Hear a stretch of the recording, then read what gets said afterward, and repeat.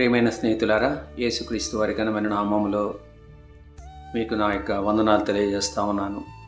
మరొకసారి దేవుని యొక్క వాక్యాన్ని మీతో పంచుకునే అవకాశాన్ని ప్రాఫిటిక్ వాయిస్ ఆఫ్ జాయన్ ద్వారా దేవుడు నాకు అనుగ్రహించినందును బట్టి దేవునికి వందనాలు తెలియజేస్తా ఉన్నాను.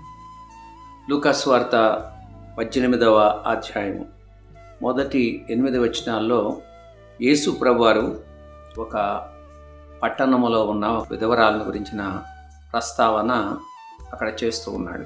ఆ విధవరాలు తనకును అలాగే తన యొక్క అపనెంట్ ఎవరైతే ఉన్నారో ఆ ప్రతివాది తనకు న్యాయం తీర్చమని అడుగుతూ వచ్చినటువంటి పరిస్థితిని మనం గమనిస్తాం. కానీ కొంతకాలం అతడు ఒప్పలేదన్న మాట కూడా మనం గమనిస్తాం. కానీ ఆమె తొందర పెడతా ఉంది. మీరు గమనించినట్లయితే 5వ వచనంలో ఆ న్యాయాధిపతి దగ్గరికి వెళ్ళి నాకు న్యాయము తీర్చుమని ఈ విధవరాలు నన్ను తొందర పెట్టుకున్నది అన్నమాట అక్కడ వ్రాయబడి ఉంది.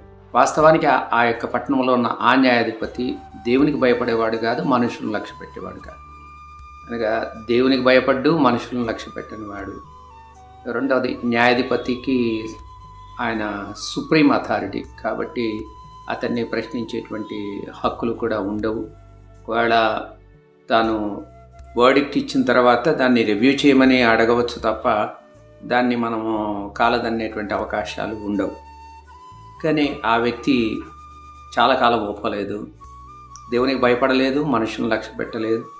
కానీ ఈ విధవరాలు చేసినటువంటి తొందర ఏదైతే ఉందో దానిని బట్టి నేను మనుషులను లక్ష్య పెట్టడం లేదు, దేవునికి భయపడటం లేదు, కానీ ఈ విధవరాలు నన్ను తొందర చేస్తుంది కాబట్టి నేను ఆమెకు న్యాయం తీరుస్తాను అనేటువంటి ఒక ఆలోచనలోనికి వచ్చాడు. అందుకు యేసు ప్రభువారు చెబుతూ ఉన్నారు, తాను ఏర్పరచుకున్న వాళ్ళు దివారాత్రము దేవునికి మొరపెడుతూ ఉంటే ఆయన వానికి న్యాయం తీర్చడా. దేవుడు తప్పకుండా న్యాయం తీరుస్తాడు. ఈ వాక్యం వింటున్న మీరు ఎవరైనా న్యాయం కొరకు అడుగుతూ ఉంటే దేవుడు న్యాయం తీర్చాలి, దేవుడు నా పక్షాన నిలబడాలి, విధవరాళ్ళు తల్లిదండ్రులు లేనటువంటి వాళ్ళు లేక తమ యొక్క గోడు ఎక్కడ చెప్పుకోలేనటువంటి పరిస్థితిలో ఉన్నటువంటి వారు, తమ యొక్క స్థలము కబ్జా అయిందని చెప్పుకునేవాళ్ళు, పొలము వేరే వాళ్ళు అన్యాయంగా తీసుకుని ఉండవచ్చు, లేకపోతే ఏదైనా మన నుండి న్యాయముగా మనకు రావాల్సిన దాన్ని వారు అపహరించి ఉంటే దేవుడు తప్పకుండా వారి యొక్క వ్యాజ్యాన్ని వినేవాడుగా ఉంటాడు. దేవుడు న్యాయవంతుడు, ఆయన న్యాయం పక్షాన పోరాడతాడు. ఆయన అన్యాయపు తీర్పు తీర్చేటువంటి వాడు కాదు అన్నటువంటి విషయాన్ని మీరు గుర్తుపెట్టుకోవాలి. పేతురు మొదటి పత్రిక 2వ అధ్యాయం 23వ వచనంలో మీరు చదివితే న్యాయముగా తీర్పు తీర్చు దేవుడికి తాను యేసు ప్రభువారు అప్పగించుకున్నారన్న మాట కనిపిస్తుంది. అంటే దేవుడు న్యాయం తీర్చేవాడు కాబట్టి ఆయన అన్యాయం చేయడు.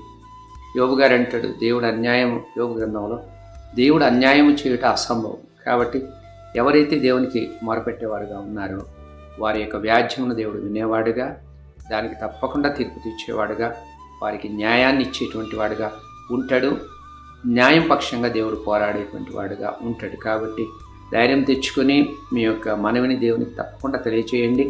దేవుడు మీ పక్షాన పోరాడి దేవుడు మీకు న్యాయమును అనుగ్రహిస్తాడు.